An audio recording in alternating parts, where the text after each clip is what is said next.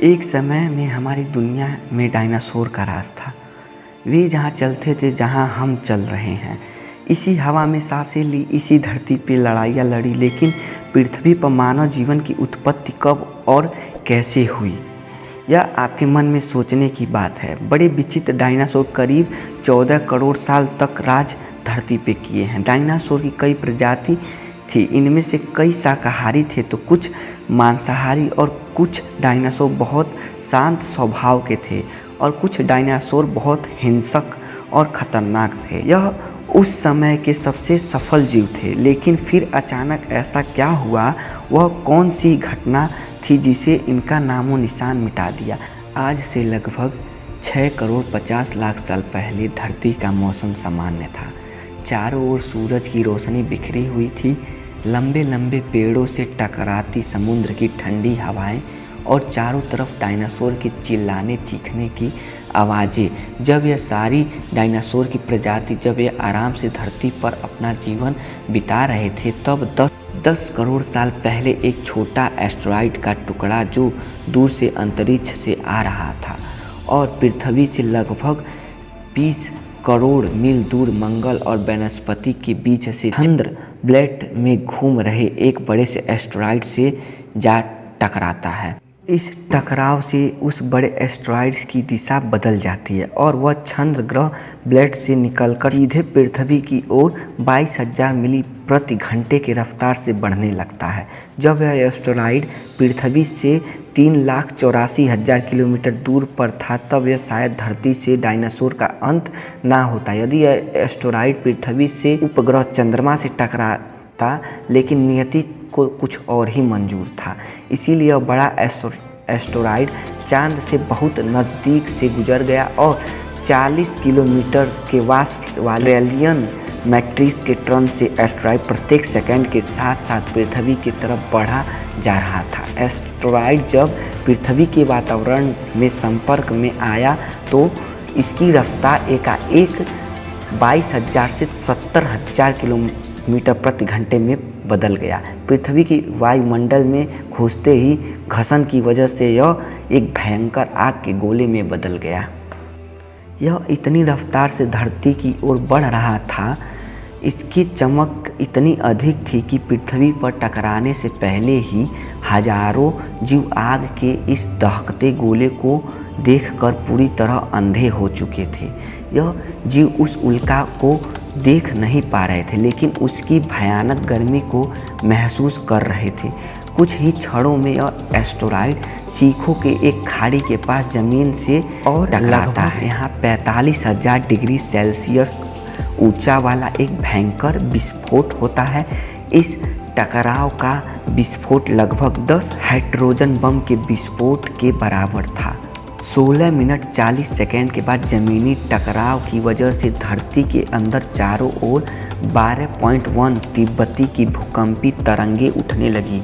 इस वजह से समुद्र में विशालकाय लहरों का निर्माण हुआ और एक के बाद एक सुनामी लहरें चारों तरफ से बढ़ने लगी।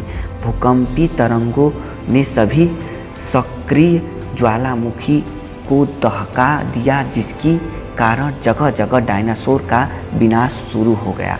धरती के महाविनाश की प्रक्रिया आरंभ हो चुकी थी। इस भयंकर विस्फोट से रेडिएशन की मात्रा इतनी बढ़ गई कि इसके 800 किलोमीटर के दायरे में आने वाले सभी जीव जंतु जलकर पूरी तरह राख के ढेरे में बदल गए थे। इस महाविनाश में उड़ने वाले डायनासोर जमीनी खतरों से तो बच निकले। यह महाप्रलय की शुरुआत मात्र थी। विस्फोट की वजह से जो लाखों टन मेटल, धूल और पत्थर अंतरिक्ष में गया था, ठीक 40 मिनट के बाद आग के गोले के रूप में वे धरती पर बरसने लगा। साथ ही धूल का एक बड़ा तूफान 6,000 किलोमीटर प्रति घंटे की रफ्तार से पृथ्वी की दूसरी तरफ से मौत लेकर आ रहा। धूल के बादल कई किलोमीटर मोटे थे, जिसकी वजह से धरती पर सूरज की रोशनी पहुंच पाना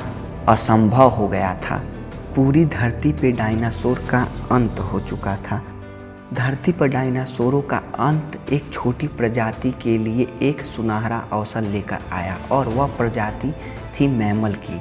मैमल्स क्यों थे, कैसे बच गए महाप्रलय से? आज से करीब 40 लाख साल पहले अफ्रीका के पूर्वी इलाके में एक नए पर्वत श्रृंखला का निर्माण हुआ।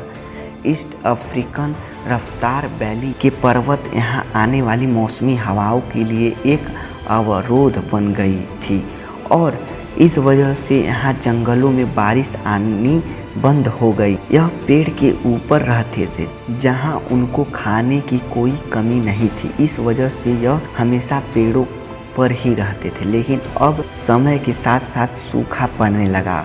बिना बारिश के जंगल में पूरी तरह साफ हो गया। एप्स के लिए खाने की समस्या उत्पन्न हो गई। खाने की तलाश में इन्होंने पेड़ों से उतरने का निर्णय लिया। जो थे का दिमाग एक संतरे जितना बड़ा था और आकार में 4 फीट लंबे होते थे। कई हजारों साल के विकास कर के बाद हमारे पूर्वज अब 2 पैरों पर चलने लगे। इससे ऊर्जा कम खर्च होती थी और यह चलते हुए भी खा सकते थे। अब इनका दिमाग भी तेजी से बढ़ रहा था। यह धीरे धीरे होशियार बन रहे थे। समय के साथ साथ विकास की प्रक्रिया चलती रही। हमारे पूर्वज धीरे धीरे विकसित होने लगे और इनका दिमाग धीरे धीरे बड़ा होने लगा। समय के साथ साथ इन्होंने पत्थरों से हथियार बनाना सीख लिया। अब शिकार करना काफ़ी आसान हो गया था। समय के बीतने के साथ साथ हमारे पूर्वज ने आग को काबू करना सीख लिया। आग की खोज हमारे पूर्वज के लिए सबसे बड़ी खोज थी। यह उन्हें गर्मी, रोशनी और अंधेरे से सुरक्षा देती थी और उसकी वजह से अब परिवार भी बनाने लगा। हमारे पूर्वज अब साथ साथ रहने लगे। आग का मांस चबाने में कम ऊर्जा खत्म होती थी और इस वजह से यह ऊर्जा उनके दिमाग में खर्च होने लगी। हमारे पूर्वज का दिमाग अब काफ़ी बड़ा हो चुका था। मिलते हैं नेक्स्ट वीडियो में और नेक्स्ट टॉपिक के साथ। तब तक के लिए